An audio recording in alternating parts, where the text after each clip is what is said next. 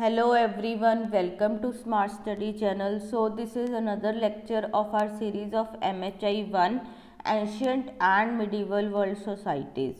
ठीक है, जो आपका इग्नू का MA हिस्ट्री का फर्स्ट ईयर कोर्स है उसको हम कवर कर रहे हैं इस सीरीज़ में। हमारे लास्ट के जो 2 लेक्चर्स हैं वो एंशियंट ग्रीस पे रहे हैं, प्राचीन यूनान पे। तो आज हम उसी को कंटिन्यू करेंगे।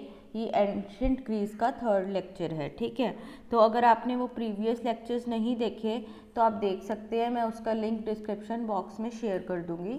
तो पहले आप वो देख लीजिए, उसके बाद इसको देखेंगे तो इजीली आप लिंक कर पाएंगे चीज़ों से। ठीक है, तो बाकी आप चैनल को सब्सक्राइब कर लीजिए अगर आपने अभी तक नहीं किया, बेल आइकन को प्रेस कीजिए तो आपको जो भी वीडियोस हमारी अपलोड हो रही हैं उनकी नोटिफिकेशंस मिलती रहेगी। राइट, तो चलिए हम कंटिन्यू करते हैं आज का लेक्चर।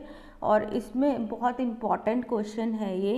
ठीक है, examine the main features of institution of slavery in ancient Greece. ठीक है, हमें यहाँ पे बताना है कि एंशियंट ग्रीस में जो स्लेवरी होती थी कैसे होती थी। ठीक है, कैसे उनका इंस्टीट्यूशन था। ठीक है, जो प्राचीन यूनान में गुलाम होते थे कैसे उनका सिस्टम चलता था वो हमें बताना है यहाँ पे।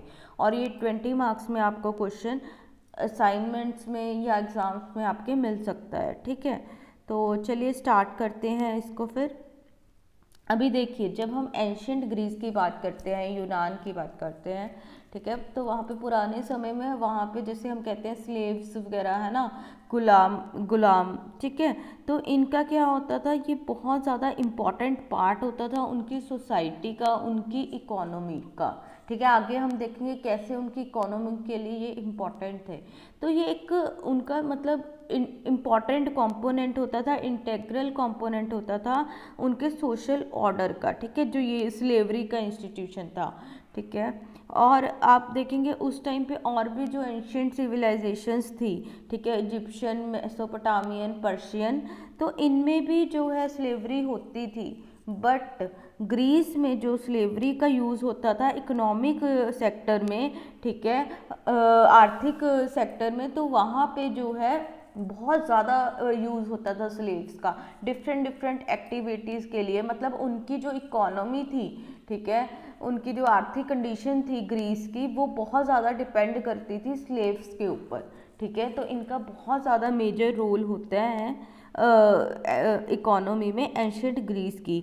तो इसीलिए बोला जाता है कि for the first time in history great significant role of slaves labour in production was seen in ancient Greek. अगर हम हिस्ट्री में बात करें तो पहली बार जो प्रोडक्शन में, इकोनॉमी में यूज़ देखा गया, ठीक है, लेबर का, स्लेव लेबर का, वो कहाँ देखा गया, एंशियंट ग्रीस में। तो जो इकोनॉमी में इनका इम्पॉर्टेंट रोल था, इसलिए ये और जो एंशियंट सिविलाइजेशंस थी उनसे डिफरेंट हो जाते हैं, क्योंकि स्लेवरी वहाँ पे भी थी।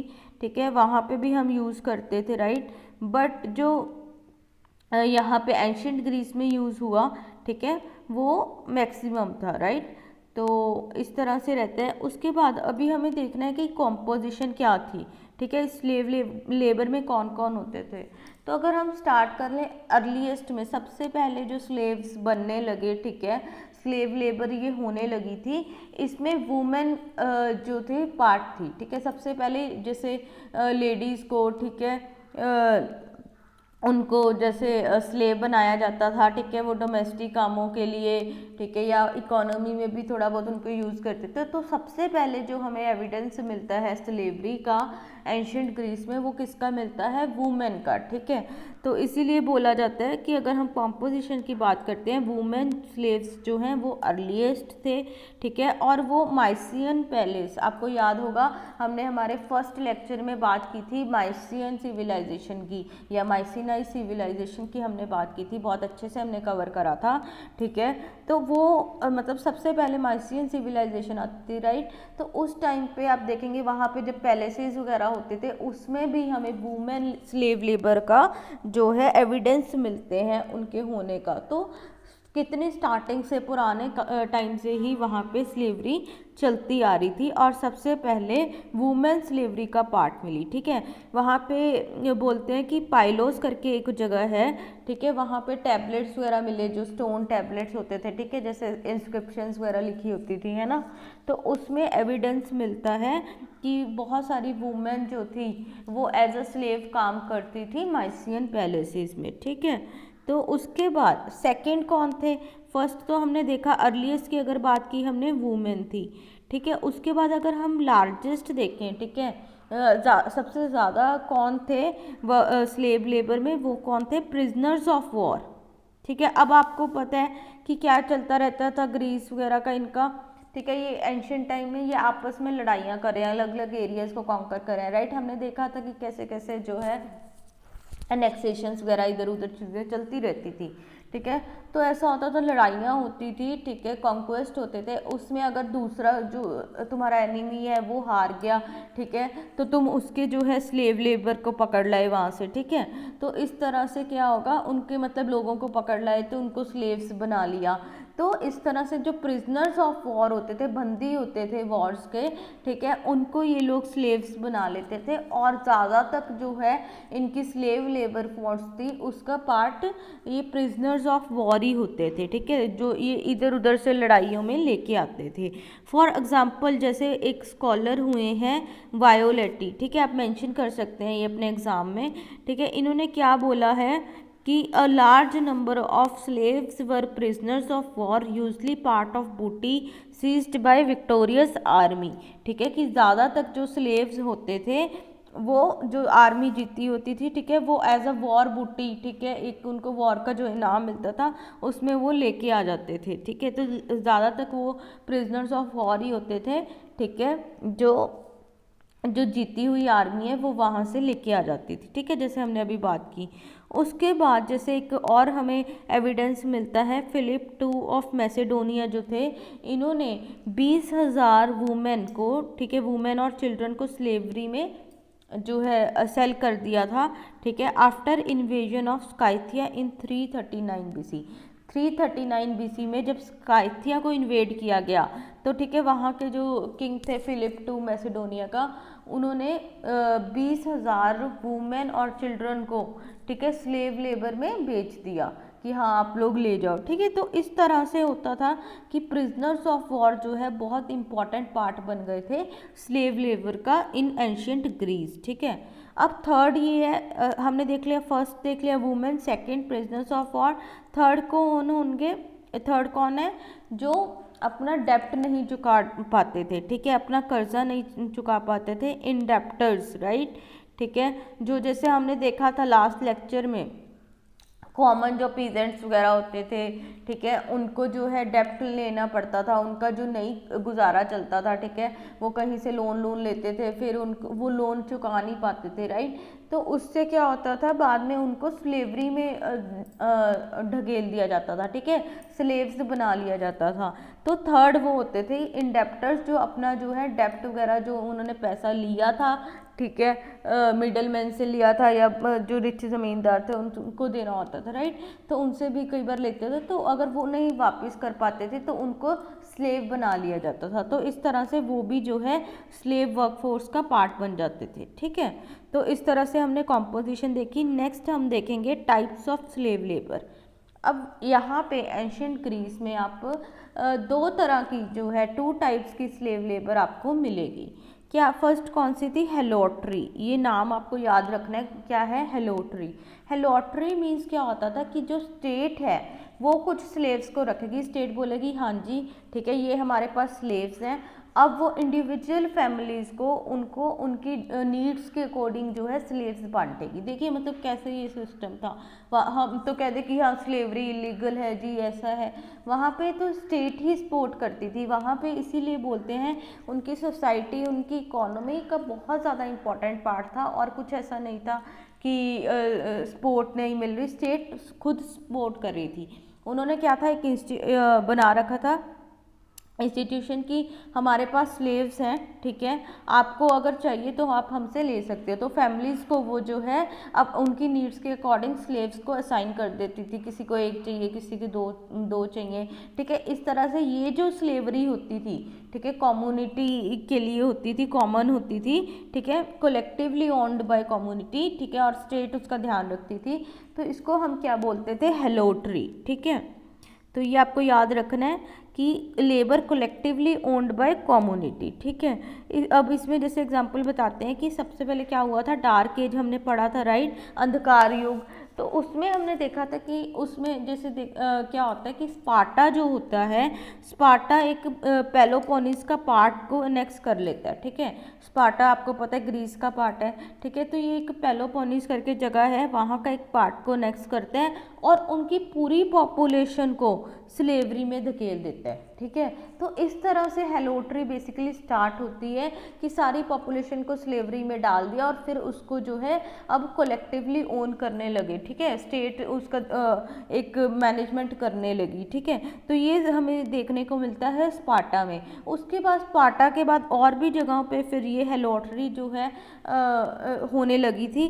फॉर एग्जांपल आप देखेंगे क्रेट में, एर्गोस में, ठीक है, तो वहाँ पे भी ये जो हेलोट्री का इंस्टीट्यूशन है वो चल पड़ा था। अब ये जो हेलोट्री होते थे, हेलोट्स वगैरह होते थे, ठीक है, तो इनका बेसिकली वही था कि जो स्टेट है वो मैनेज करेगी, ठीक है, और उसके बाद फैमिलीज़ को ये अलॉट करेंगे उनकी नीड्स के अकॉर्डिंग, ठीक है। ये हमने देखा। सेकंड पॉइंट है इंडिविजुअल स्लेव्स, ठीक है। तो ज़्यादा तक आप जो मेन पोर्शन देखेंगे स्लेव्स का वो इंडिविजुअल होते थे, फैमिलीज जो थी वो अपने जो है स्लेव्स रखती थी, ठीक है। तो जनरली ऐसा देखा जाता है कि अगर मतलब वेल्दी हाउस होल्ड है, ठीक है, अमीर कोई ख़ानदान है, ठीक है, तो 10-20 स्लेव्स तो उनके पास होते ही थे। तो देख सकते हैं आप, एक फैमिली के पास 10-20 स्लेव्स, तो कितनी ज़्यादा वहाँ पे स्लेवरी की पॉपुलेशन होगी, कितने ज़्यादा स्लेव्स होंगे।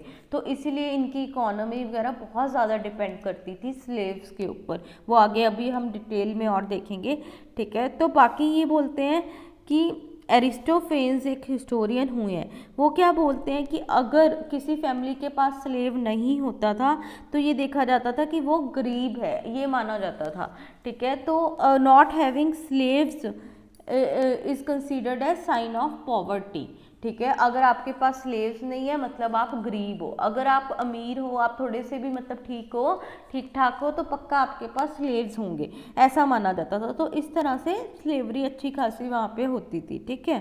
तो ये हमने दोनों टाइप्स ऑफ स्लेव लेबर देख ली, ठीक है। एक हमने देखी हेलोट्री, सेकेंड जो इंडिविजुअल स्लेव्स होते थे, राइट। उसके बाद role of slaves in economy. अब हम इतने टाइम से बोल रहे हैं कि जी स्लेव्स बहुत इंपॉर्टेंट थे ग्रीस की इकोनॉमी के लिए, तो कैसे इंपॉर्टेंट थे देखिए। अब क्या होता था, उनके जैसे स्लेव्स जो होते थे अलग अलग सेक्टर्स ऑफ प्रोडक्शन में काम आते थे, ठीक है, जैसे माइनिंग, एग्रीकल्चर, हैंडीक्राफ्ट, ठीक है। तो ऐसा नहीं था कि एक ही सेक्टर में उनका काम होता था, नहीं, अलग अलग सेक्टर्स में इनके काम आते थे। और यहाँ पे एक और बात आती है बड़ी कि ऐसा क्यों था कि स्लेवरी का इतना इंपॉर्टेंट रोल क्यों होता था। तो एक स्कॉलर हुए हैं वायोलेटी, ठीक है, तो वो क्या बताते हैं, वो बताते हैं कि जो फ्री सिटीजन्स होते थे वहाँ के एंशिएंट ग्रीस के जो सिटीजन्स होते थे, ठीक है, उनको वेज लेबर वगैरह में काम करना इतना पसंद नहीं था। वो अवॉइड करते थे कि हम वेज लेबर में ना काम करें, ठीक है, लेबर वगैरह की तरह ऐसे काम ना करें। इसीलिए आपको जो है स्लेव्स का काम जो है अलग अलग सेक्टर्स में देखने को मिलेगा। और वो वहाँ पे जो भी वर्क फोर्स के गैप्स होते थे, लोग चाहिए होते थे वर्क फोर्स में, तो उनको कौन फिल करता था, उन प्लेसेस को स्लेव्स फिल करते थे, ठीक है। तो इसलिए भी जो है बहुत सारी वाइड रेंज ऑफ जॉब्स आपको मिलेंगी कि एंशिएंट ग्रीस में स्लेव्स करते थे, ओके। तो इसीलिए हम बोलते हैं कि डिफरेंट सेक्टर्स ऑफ प्रोडक्शन में इनका रोल था, क्योंकि वहाँ के जो फ्री सिटीजन्स थे, ठीक है, वो नहीं पसंद करते थे वेज लेबर करना, ठीक है। इसीलिए स्लेव्स को लगाया जाता था अलग अलग सेक्टर्स में, ठीक है।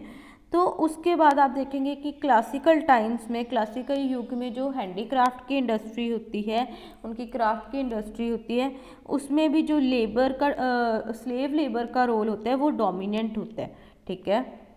तो उसके बाद जैसे बताया जाता है कि 5th सेंचुरी बीसी के टाइम पीरियड पे, ठीक है। वहाँ पे एथेंस वगैरह में बहुत अच्छी जो है प्रॉस्पेरिटी थी, ठीक है।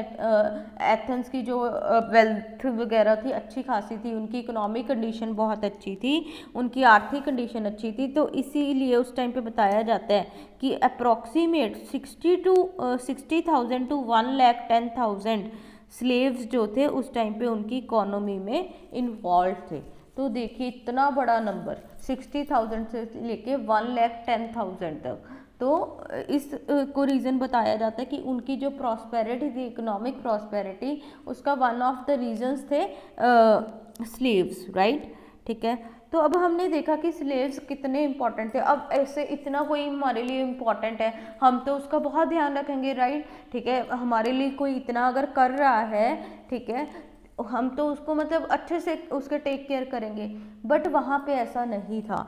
दो जो स्लेव्स का जो रोल है वो इतना इम्पॉर्टेंट होता था, वो इतना कंट्रीब्यूट कर रहे थे ग्रीस की इकोनॉमी में, बट फिर भी उनकी अगर आप कंडीशन देखेंगे बहुत ज़्यादा मिजरेबल कंडीशन थी, एक दयनीय स्थिति थी उनकी, ठीक है। मतलब सच में ऐसा होता था कि यार आप इतना इनसे मतलब काम ले रहे हैं, ठीक है, ये आपके लिए इतना इम्पोर्टेंट है, फिर भी ऐसा क्यों था कि वहाँ पे इनकी कंडीशन इतनी मिजरेबल थी। तो वहाँ पे बेसिकली क्या होता है, जैसे एरिस्टोटल भी बताते हैं, आपने सुना होगा, बहुत फेमस फिलोसफर हुए हैं एरिस्टोटल। तो एरिस्टोटल भी जो है स्लेवरी को सपोर्ट करते थे, ठीक है, स्लेवरी के इंस्टीट्यूशन को वो भी सपोर्ट करते थे। और वो क्या बोलते हैं कि स्लेव्स जो हैं एनिमेटेड टूल्स की तरह थे। एक हम कहते हैं जो जिसमें टूल था, जो मतलब जिसमें जीवन था, ठीक है, जिंदा टूल था जैसे, ठीक है, एनिमेटेड टूल था, ठीक है, जिसमें लाइफ थी। तो बेसिकली था टूल, ठीक है। तो उसको टूल से कंपैरिजन करते हैं, फिर उसको बोलते हैं कि ये एक प्रॉपर्टी की तरह होते थे स्लेव्स, जिनके पास राइट्स नहीं होते थे, ठीक है। थोड़े बहुत जो राइट्स इनके मास्टर्स ने अगर दे दिए तो बस वही होते थे। तो इस तरह से जो एरिस्टोटल है वो डिस्क्राइब करते हैं स्लेव्स को कि एक तो वो टूल्स होते थे जिनमें ज़िंदगी होती थी। जो टूल्स मतलब टूल्स क्या है, हम टूल्स से काम करते हैं, उनको काम के लिए यूज़ करते हैं ना, कुछ काम करने के लिए, ठीक है, कुछ वर्क परफॉर्म करने के लिए। तो स्लेव्स का भी वही था कि हम उनको टूल्स की तरह यूज़ कर रहे थे, ठीक है, अपनी इकोनॉमी में। दूसरी बात क्या है, आप उसको प्रॉपर्टी की तरह मान सकते हैं जिसके खुद के कोई राइट्स नहीं होते थे, ठीक है, बस मास्टर ने जो राइट्स दे दिए बस वो दे दिए, ठीक है। तो इस तरह से जो है स्लेव्स को कंसीडर किया जाता था, उनको इंसान भी नहीं समझा जाता था। आप देख रहे हैं कि उनको चीज़ों के साथ कंपेयर किया जा रहा है, टूल्स के साथ, पीस ऑफ प्रॉपर्टी के साथ, ठीक है। और ये जो स्लेव्स होते थे इनका खुद का कोई नेम नहीं होता था, ठीक है, कोई सोशल आइडेंटिटी नहीं होती थी। अभी जैसे आप आज देखिए हमें कितना इंपॉर्टेंट होता है, हम बोलते हैं कॉन्स्टिट्यूशन, ठीक है, हमारी एक खुद की आइडेंटिटी बनाता है हमारा जो इंडियन कॉन्स्टिट्यूशन है। तो इनकी कोई आइडेंटिटी ही नहीं थी, इनका नेम ही नहीं होता था कोई, ठीक है। फिर उसके बाद जो है इनको नेम भी इनका मास्टर देता था कि हाँ तुम्हें हम ये बुलाएंगे। तो जैसे आजकल हम देखते हैं, हम होटल्स में जाते हैं, मतलब ढाबे वगैरह पे कैसे जनरली हमारी एक परसेप्शन होती है, हम कोई भी वेटर वगैरह या जैसे आते हैं ढाबे वगैरह पे, हम क्या बोलते हैं, छोटू ये ला दो, छोटू ये ला दो, राइट। तो इस तरह से होता था कि मास्टर्स ने कोई नेम दे दिया बस, ठीक है, खुद का इनका कोई नेम नहीं, ठीक है। फिर उसके बाद इनको मैरिज करने की कोई परमिशन नहीं होती थी, ठीक है, कि हाँ मैरिज कर लें, आगे अपनी फैमिली रखें, नहीं, बस एक तो ये तो मास्टर ने जो है इनको रख लिया अपने पास, सारी ज़िंदगी तुम उनके लिए काम करो, ठीक है, तुम्हारे जो राइट्स हम बताएंगे वो है, तुम्हारे पास कोई राइट नहीं होगा शादी करने का, ठीक है। तो उनकी कोई पर्सनल लाइफ ही नहीं होती थी। अब उसके बाद जो हेलॉट्स हैं, हेलॉट्स जो अभी हमने ऊपर देखा था कि कम्युनिटी ओन्ड लेबर होती थी, उनको ये राइट दिया गया था कि हाँ भाई तुम मैरिज कर सकते हो, तुम शादी कर सकते हो, बट उसकी भी एक कंडीशन थी कि जो तुम्हारे आगे बच्चे होंगे वो भी हेलोट्स की तरह काम करेंगे। अब देखिए उसका क्या फ़ायदा है, ठीक है, तुम खुद उस प्रॉब्लम में तुम ऐसी गंदी ज़िंदगी जो है जी रहे हो, ठीक है, उसके बाद तुम ये तो नहीं चाहोगे तुम्हारे बच्चे भी जो हैं वही काम करें। तो आते तो इसीलिए नहीं करते होंगे उस टाइम पे मैरिज, राइट, ठीक है। उसके बाद बोला जाता है कि स्लेव्स की ऐसे करके जो कंडीशन थी बहुत बुरी थी। बट हाँ, जो हाउस होल्ड स्लेव्स होते थे, हाउस होल्ड में घर के कामों के लिए रखे जाते थे, तो सब में से बोलते हैं उनका थोड़ा बेटर स्टेटस होता था। ठीक है, वो जैसे फैमिली की रिचुअल्स वगैरह होते थे उसमें भी पार्ट ले पाते थे। ठीक है, तो इसलिए सब में से अगर देखें उनकी थोड़ी कंडीशन जो है ठीक थी। बट इनके कंट्रास्ट में बिल्कुल विपरीत अगर हम देखें तो माइंस में जो काम करते थे उनकी तो बहुत ज़्यादा बुरी कंडीशन होती थी। और इवन इस चीज़ को वायलेटी जो स्कॉलर हैं वो भी डिस्क्राइब करते हैं। वो क्या बोलते हैं कि the most unfortunate were slaves involve in mining who were condemned to miserable life and most certainly on early deaths. ठीक है, तो वो बोलते हैं कि सबसे जो बुरी लाइफ थी स्लेव्स की, सबसे जो बदकिस्मत स्लेव्स थे वो कौन थे, जो माइनिंग में होते थे। ठीक है, इनकी बहुत ज़्यादा बुरी लाइफ होती थी और इवन इनकी जो डेथ वगैरह होती थी, ठीक है, वो भी अर्ली हो जाती थी, जल्दी ही इनकी डेथ हो जाती थी। ठीक है, बहुत ज़्यादा जीते नहीं थे। ठीक है, ऑब्वियस सी बात है, इनकी कंडीशन अच्छी नहीं थी, इनकी हेल्थ भी ख़राब होती थी, तो डेथ वगैरह भी जल्दी हो जाती थी। राइट, ठीक है। बट बाकी ये देखा गया कि हाँ, स्लेव्स की कंडीशन बुरी तो थी, वो तो हम कुछ ऐसा नहीं कह रहे कि नहीं थी। बट कुछ केसेस ऐसे भी हुए हैं कि जिसमें हमें देखा गया है कि शायद ये जो स्लेव्स होते थे ये अपनी फ्रीडम को, अपनी आज़ादी को खरीद पाते थे। ठीक है, अब जैसे फॉर एग्जांपल एक दिया हुआ है कि आर्मी में ऐसा होता था कि स्लेव्स जो होते थे आर्मी में अगर उन्होंने कुछ अच्छा वहाँ पे करा, ठीक है, अच्छी सर्विस दी, तो रिवॉर्ड की तौर पे वो अपनी फ्रीडम जो है खरीद पाते थे। ऐसा हमें एविडेंस मिला है, एक डेल्फी इंस्क्रिप्शन करके है। ठीक है, डेल्फी शिलालेख मिला है, उसमें बताया गया है कि ये जो स्लेव्स थे इन्होंने अपनी फ्रीडम को खरीदा है। तो शायद ऐसा भी था कि कुछ स्लेव्स जो हैं अपनी फ्रीडम को, मे बी कोई जो स्पेशल जैसे फोर्सेस में काम करते थे जैसे आर्मी वगैरह में, मे बी ये लोग खरीद पाते होंगे। ठीक है, कुछ कंडीशंस होती होंगी, तो ऐसा कुछ मतलब एविडेंस हमें मिला है। ठीक है, बाकी हमने जैसे देखा कि हाँ, इनका रोल रहा इकोनॉमी में, ठीक है, कितना डोमिनेंट रोल रहा, तो हम ये तो कह सकते हैं कि स्लेवरी जो है, ठीक है, ये इम्पॉर्टेंट पार्ट थी एंशियंट ग्रीस की सोसाइटी का। राइट, तो ये हमने अच्छे से आज कवर किया है स्लेवरी के टॉपिक को। राइट, तो अभी आपको कोई भी अगर क्वेश्चन आता है इसके ऊपर, आपको बिल्कुल भी कोई प्रॉब्लम नहीं होगा। ठीक है, आप इजीली मेंशन कर सकते हैं। और जो ये हमने स्कॉलर्स वगैरह के नेम लिए हैं ये आप यूज़ कीजिए, तो वो थोड़ा अच्छे इंप्रेशन भी पड़ता है और पता लगता है एग्जामिनर को कि हाँ, बच्चे को पता है। ठीक है, क्वेश्चन की टॉपिक के बारे में पता है। ठीक है, तो चलिए मिलेंगे हम नेक्स्ट लेक्चर में एक और ऐसा अच्छा लेक्चर लेके। और बाकी अगर आपने प्रीवियस लेक्चर्स नहीं देखे तो वो देख सकते हैं। साथ में MHI 4 और MHI 5 की भी सीरीज चल रही है, वो भी आप देख सकते हैं। ठीक है, और बाकी अगर आपका कोई फीडबैक है, आपको कोई हेल्प चाहिए विद रिस्पेक्ट टू नोट्स या वीडियोस या कोई और वैसे आपको क्वेरीज हैं, तो आप हमारे टेलीग्राम ग्रुप पे, व्हाट्सएप ग्रुप पे पोस्ट कर सकते हैं। ठीक है, मैं वहाँ पे जैसे ही टाइम मिलता है वहाँ पे रिप्लाई करती हूँ। ठीक है, बाकी हमारा फेसबुक पे भी पेज है, आप उसको लाइक कर सकते हैं, आपको सारी अपडेट्स वीडियोज़ की मिलती रहेंगी। ठीक है, तो चलिए मिलेंगे नेक्स्ट लेक्चर में। Till then thank you, bye bye.